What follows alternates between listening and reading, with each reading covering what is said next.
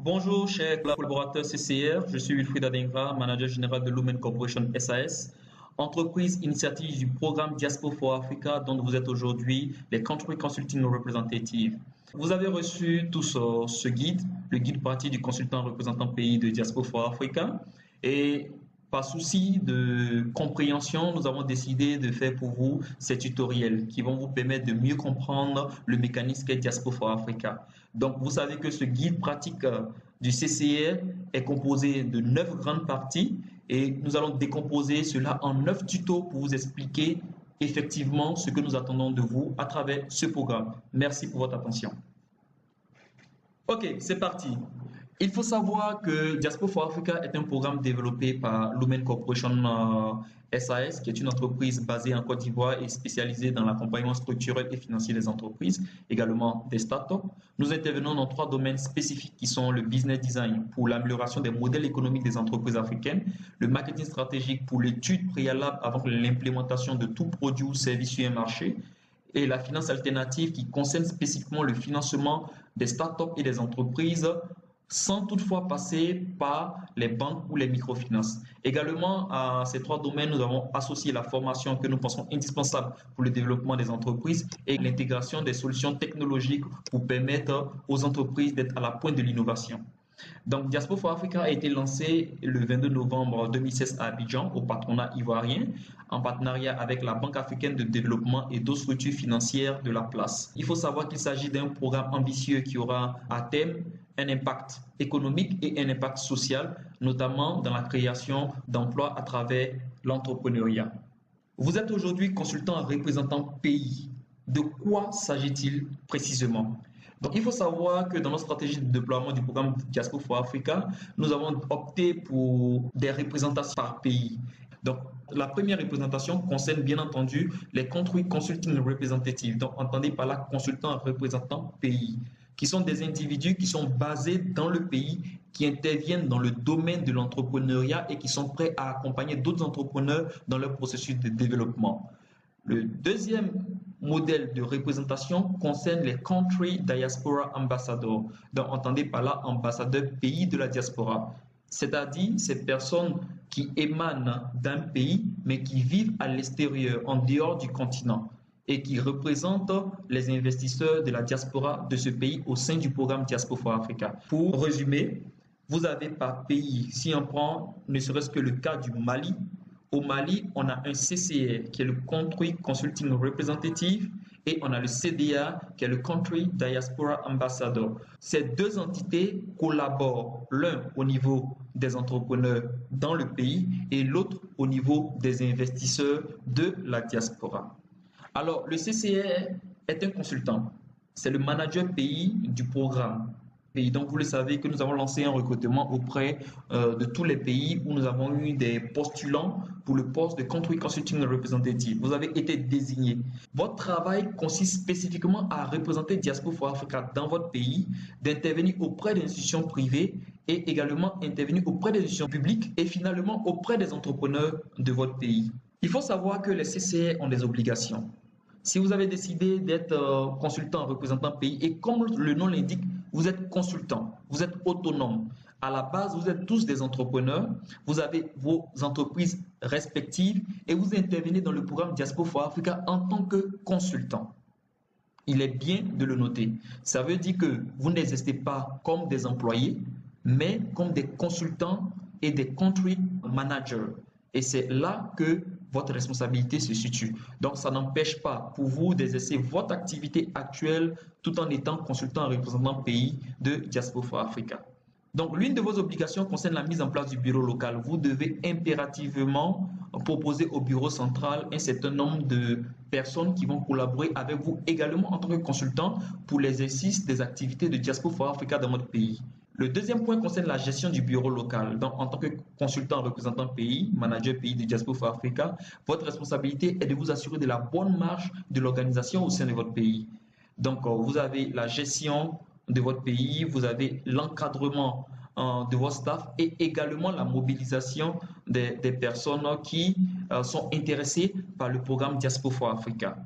Au niveau du due diligence, il est important de savoir que nous avons décidé de travailler avec des représentants pays parce que nous estimons que c'est quelqu'un qui vit dans un pays qui connaît au mieux les réalités économiques, sociales, culturelles et politiques du marché local.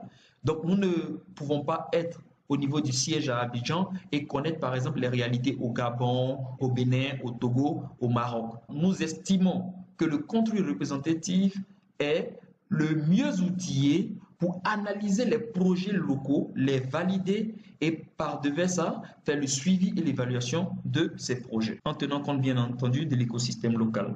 Après, il intervient l'aspect du suivi et de l'évaluation. Nous avons mobilisé par un mécanisme assez dynamique les ressources de la diaspora pour financer des projets locaux. Il va sans dire que nous avons une responsabilité vis-à-vis de la diaspora, un devoir de résultat. Un suivi et évaluation permettra de sécuriser le financement de la diaspora vis-à-vis des projets locaux. Donc nous allons suivre sur une période les projets locaux afin de permettre à ces projets d'avoir un véritable succès pour la satisfaction des investisseurs de la diaspora et la satisfaction même des promoteurs. Toujours au niveau des obligations, il faut savoir qu'il y a également la prestation à l'endroit de la diaspora. Sur la plateforme web www.diaspo4africa, nous avons des services annexes à destination de la diaspora et également à destination des promoteurs locaux. Et nous souhaitons que ces services soient administrés ou gérés par le bureau local qui est sous la coordination du Country Consulting Representative. La plateforme est scindée en deux parties. Il y a les comptes destinés aux entrepreneurs locaux et il y a les comptes destinés aux gens de la diaspora. Pour les gens de la diaspora, ils ont la possibilité de commander des services, notamment l'achat de biens, donc des maisons, des terrains, des plantations, des services d'importation et d'exportation, des services de tourisme et loisirs, des procédures administratives ou judiciaires. Et tout ça, ce sont des services que peuvent demander la diaspora. Vous savez que c'est un grand problème que connaît la diaspora, notamment dans l'achat de biens, de terrains. Souvent, les gens de la diaspora, n'étant pas dans le pays, voulant acquérir un bien, se réfèrent à des personnes qui n'ont pas forcément les compétences pour gérer ce type de bien-là. Donc nous, à Diaspora for Africa, on veut collaborer avec des structures qui interviennent dans ces domaines de façon spécifique, qui ont des compétences pour et qui vont travailler à travers la plateforme pour satisfaire les besoins de la diaspora concernant ces différents points. Et c'est vous, en tant que CCR, qui serez tenu de sélectionner des structures habilitées à satisfaire la diaspora dans ces différents domaines. Concernant la prestation à l'endroit des entrepreneurs locaux, il s'agit notamment du renforcement des capacités, de l'accompagnement, du coaching. Et lorsque nous allons, dans les mois à venir, avoir des représentations officielles de Diaspora for Africa dans vos différents pays, c'est-à-dire des locaux dont vous aurez toujours la gestion, nous allons intégrer dedans ce que nous appelons le African Incubation Hub, qui sera un incubateur au sein de Diaspora for Africa, qui va développer des services payants, également des services gratuits qui ont toujours pour but de promouvoir la plateforme et qui seront domiciliés au sein du bureau local. Donc, notamment dans ces services, nous avons la domiciliation d'entreprises. Vous savez qu'aujourd'hui, la plus grande difficulté pour certaines entreprises qui démarrent est de commencer sans dépenser de grands moyens. En Afrique, la législation ne permet pas à une entreprise qui se structure de ne pas avoir de locaux. Or, à travers la domiciliation d'entreprises, nous pouvons permettre à des entreprises d'être hébergées dans nos locaux et de développer des services. Et après avoir conquis le marché, ils pourront maintenant avoir leurs propres locaux. Également, nous faisons l'accompagnement structurel, donc aider les entreprises à développer des mécanismes de gestion en interne. Le conseil, le coaching, le coworking, les coworking space sont des espaces que nous allons mettre à la disposition également des entrepreneurs et des startups. Et tout autre service qui peuvent agrémenter la vie d'un bureau local à travers le iHub. Donc, nous comptons sur vous pour réaliser cela également. L'un des aspects qui peut être un sujet de polémique, c'est notamment les clubs des entrepreneurs africains que nous avons mis en place, qui est un mécanisme de cooptation d'entrepreneurs qui vont bénéficier d'avantages additionnels en dehors de ce que connaissent les autres entrepreneurs qui utilisent la plateforme Diaspora for Africa. Il faut savoir que la plateforme diaspora4africa.com est une plateforme gratuite. tant pour les entrepreneurs africains que pour les investisseurs de la diaspora. Il faut savoir que les clubs ont juste été développés pour permettre de booster et de dynamiser le mécanisme que nous avons mis en place, à savoir permettre à des entrepreneurs d'avoir accès à des financements et de développer leur activité entrepreneuriale en toute sécurité. Il ne s'agit pas d'un marketing relationnel conventionnel. Il n'est pas question ici d'aller vendre une initiative pour dire, bon, nous avons trouvé un nouveau produit de MLM, de marketing relationnel, venez adhérer. Il faut bien comprendre le mécanisme et je pense qu'à travers le document de présentation Club des entrepreneurs africains, j'aurai le temps de vous présenter clairement quel est l'objectif derrière ce mécanisme. Mais déjà, je vous dis qu'il s'agit simplement d'un accélérateur qui permet à chaque entrepreneur de pouvoir être autonome financièrement. C'est-à-dire qu'il est dans une activité qui lui permet d'avoir des ressources financières pendant qu'il développe son projet d'entreprise pour ne pas puiser dans ses ressources entrepreneuriales, sachant qu'il n'est pas encore développé. Le deuxième aspect, c'est qu'on lui permet d'avoir un compte bloqué, qui est le compte personnel d'autofinancement, qui ne peut être accessible par l'entrepreneur qu'à condition qu'il a un projet entrepreneurial qui soumet sur la plateforme Diaspora for Africa. À la limite, on oblige les entrepreneurs à développer également des projets importants pour avoir accès à ces ressources. C'est unique en son genre. Les autres marketing relationnels que nous avons l'habitude de connaître en Afrique et dans le monde entier, vous êtes dans l'activité et vous restez dans l'activité à vie. Je ne vais pas citer de MLM. Mais par contre, dans le programme Diaspora for Africa, à travers le club des entrepreneurs africains, vous avez la possibilité de monter votre entreprise. Donc, vous êtes entrepreneur, vous êtes financé par le programme Diaspora for Africa, mais Diaspora for Africa n'intervient pas dans la gestion de votre entreprise. C'est votre entreprise, elle est à vous. Contrairement aux autres mécanismes de MLM qui vous obligent à demeurer et à enrichir des personnes qui sont extérieures à vous. C'est ça la véritable différence entre le club des entrepreneurs africains qui est un mécanisme de cooptation, donc basé sur le marketing relationnel, qui est très différent de tout ce que nous voyons déjà dans les autres mécanismes de MLM. Il faut bien comprendre cela pour que vous puissiez bien expliquer à ceux qui vont vouloir adhérer à ce mécanisme. Mais il faut savoir qu'à côté du fait qu'il y a les avantages financiers qu'offre le club des entrepreneurs africains, la plateforme grandissante va nous permettre de mobiliser des entrepreneurs à travers le monde entier et également des investisseurs de la diaspora à travers le monde entier. Ce qui veut dire que à travers la plateforme, vous avez la possibilité de promouvoir toutes vos initiatives entrepreneuriales locales. Supposons que vous avez décidé, par exemple, de développer un produit avec un produit technologique ou bien un produit agricole de transformation, par exemple, de tomates ou bien d'un produit quelconque. À travers la plateforme Diaspora for Africa, vous avez des Africains dans les 54 pays qui sont inscrits sur la plateforme. Vous avez également des investisseurs qui sont dispatchés dans tout le monde entier. Donc, nous avons développé ce qu'on appelle l'Afro Business Market, qui est un environnement où vous allez avoir la possibilité de promouvoir gratuitement tous vos produits et services et qui seront accessibles dans tous les pays africains et dans tous les pays où il y a un Africain de la diaspora qui est représenté. Ça veut dire que mon produit a une visibilité internationale. Donc, si j'ai développé un produit simplement qu'une visibilité locale à travers la plateforme Diaspora for Africa, je peux retrouver ce produit au Ghana, au Burkina, en France, simplement parce qu'une autre personne aurait vu le produit et pourrait rentrer en partenariat avec vous pour représenter le produit, pour l'acheter, pour le commercialiser ou pour toute autre chose qui sera bénéfique au développement de votre entreprise. C'est ça l'avantage majeur d'adhérer au club des entrepreneurs africains. Notamment, nous avons également les entrepreneurs des clubs ont la possibilité d'accéder à toutes nos conférences, je vais dire de façon gratuite ou à des prix réduits selon leur qualification, selon l'objectif qu'ils auront atteint annuellement. Et ces conférences se tiendront chaque année avec l'appui de nos partenaires financiers. Autre chose qu'il est important de savoir, c'est que les membres du club des entrepreneurs africains sont prioritaires sur les financements de la diaspora. Pourquoi? Ce n'est pas parce que vous êtes simplement membre du club que vous êtes prioritaire. Parce que vous pouvez être membre du club, mais avoir un projet qui n'est pas, je vais dire, bancable. Mais vous êtes prioritaire parce que, rappelez-vous, vous avez accès à un compte personnel d'autofinancement. Ce compte que vous alimentez en développant votre réseau vous permet d'avoir un actif, des moyens qui peuvent démarcher facilement le financement de la diaspora. C'est-à-dire que si vous avez déjà un projet de 10 millions et que vous avez la possibilité d'avoir ne serait-ce que 3 millions dans votre compte personnel d'autofinancement, vous incitez plus facilement quelqu'un de la diaspora à rentrer dans votre activité parce qu'il sait que vous avez déjà des moyens disponibles. Contrairement à quelqu'un qui vient s'inscrire sur la plateforme, qui soumet son projet et qui attend un financement de la diaspora parce que ce dernier n'a rien. Donc, en étant membre du club des entrepreneurs africains, en développant votre réseau d'entrepreneurs, vous avez la possibilité d'être prioritaire sur les financements de la diaspora. Bien entendu, nous allons veiller à ce que tous les membres des clubs des entrepreneurs africains proposent des projets de qualité. Au-delà des obligations, il faut savoir qu'il y a également des avantages. Donc, les avantages se situent notamment au niveau des commissions sur les investissements.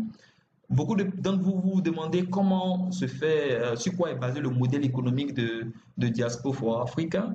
Et il faut savoir que sur tous les investissements de la diaspora, en fonction de la taille du projet, en fonction aussi de l'implication que nous aurons dans l'accompagnement pour la réalisation de ce projet, nous allons facturer entre 5 et 15% du coût global du projet. Ce montant va servir naturellement pour accompagner le projet dans toute sa réalisation et permet de faire un suivi efficace pour veiller sur l'investissement des Africains de la diaspora, mais le bénéfice également que nous allons générer va servir de commission à l'endroit des représentants pays qui vont effectivement opérer les actions sur le terrain quant au suivi de ces projets qui seront financés. Il y a également le revenu sur les prestations. Vous vous souvenez que dans vos obligations, on vous disait tantôt qu'il y a des services payants à l'endroit de la diaspora et à l'endroit des entrepreneurs locaux. Ces prestations facturées, naturellement, la bonne partie de ces montants seront reversés aux bureaux locaux parce que c'est eux qui vont s'assurer de ces prestations. Il y aura également la subvention du club des entrepreneurs africains. Donc, sachez que vous percevrez, c'est-à-dire le bureau local va percevoir la somme de 10 € sur toutes les adhésions annuelles des membres du club des entrepreneurs africains. Je tiens à rappeler, il est important de le rappeler, que l'adhésion au club des entrepreneurs africains est un membership qui se renouvelle tous les ans. Donc, les 120 € que nous exigeons pour adhérer au club sont payés chaque année. Et une fois que ce montant est payé, nous prélevons 10 € chaque année sur le membership pour reverser cet argent au bureau local de Diaspora for Africa. Il y a également la subvention du CID. Donc, le CID, qui est le club des investisseurs de la diaspora, également sur leur adhésion annuelle sera prélevé le montant de 10 € pour la subvention du bureau local. Également, nous avons les commissions sur membership. Cela concerne spécifiquement le CCR et non son bureau local dans son ensemble. Vous savez que le CCR, étant le premier membre du club des entrepreneurs africains, bénéficie de tous les avantages de ce club, notamment avec le compte personnel d'autofinancement et le compte de commission directe. Mais il est aussi important de mentionner que toutes les personnes qui voudront adhérer au club des entrepreneurs africains, mais qui n'auront pas de référent, seront référées directement via la plateforme au CCR. Donc le CCR bénéficiera d'une communication personnelle pour coopter des personnes, mais d'une communication de redirection via la plateforme pour les personnes qui n'auront pas de référent. Les autres avantages sont notamment, je le disais tantôt, la participation à nos forums. Donc les CCR ont un accès immédiat à toutes nos rencontres annuelles. Donc ce forum que nous organisons chaque année, qui s'appelle le Forum africain pour le développement de l'entrepreneuriat et des affaires, qui se tient tous les ans, le CCR participera aux frais du bureau central à cette activité tous les ans. Parce que à cette activité, nous tenons chaque année ce que nous appelons la convention annuelle des CCR. Et à cette convention annuelle, les CCR viennent exposer les différents problèmes qu'ils rencontrent dans les pays, que ce soit d'ordre externe, notamment les problèmes liés à l'environnement politique, économique et social, qui sont des problèmes qui empêchent le développement de l'entrepreneuriat dans les pays pour que nous puissions trouver des solutions. Également, ça peut être des problèmes d'ordre interne, donc dans la gestion même du bureau local, les difficultés qu'ils éprouvent au quotidien pour pouvoir dynamiser le mécanisme au sein de leur pays. Et nous allons discuter de tout ça et trouver des solutions ensemble chaque année lors des conventions annuelles. Et il faut savoir que pour le niveau technique, le CCR a accès à un espace dédié sur la plateforme www.Diaspora for Africa pour suivre l'ensemble des interactions qu'il y a dans le pays, notamment au niveau du suivi des investissements, au niveau de la soumission des projets et au niveau de l'évaluation même de ces projets. Donc, une plateforme dédiée au CCR par pays est mise à votre disposition pour permettre un suivi général de tout ce qui se passe dans votre pays à travers la plateforme Diaspora for Africa. J'ai fait une légère confusion, donc il s'agissait du tableau de bord dont je parlais tantôt, mais l'espace CCR, par exemple, concerne spécifiquement un espace qui va regrouper tous les CCR pour discuter de toutes les activités qui les concernent et partager également leurs expériences dans la gestion locale de leurs activités. Il faut savoir que vous avez été sélectionné sur des critères spécifiques, vous les connaissez déjà, nous n'allons pas forcément revenir dessus. Cela est dans le guide pratique du CCR. C'était pour, on va dire, tout ce qui concerne le Country Consulting Representative. Il faut savoir que cette responsabilité tient sur une base de consultance. Donc, ça n'empêche pas que vous mainteniez vos activités, mais nous souhaitons que dans votre programme journalier, dans votre programme de semaine, dans votre programme mensuel, vous puissiez intégrer les activités de Diaspora for Africa de sorte à ce que vous puissiez dynamiser vos activités, vous puissiez dynamiser l'entrepreneuriat dans votre pays et à travers vous, on dira que l'Afrique a changé. Et cela commence maintenant. Je vous remercie.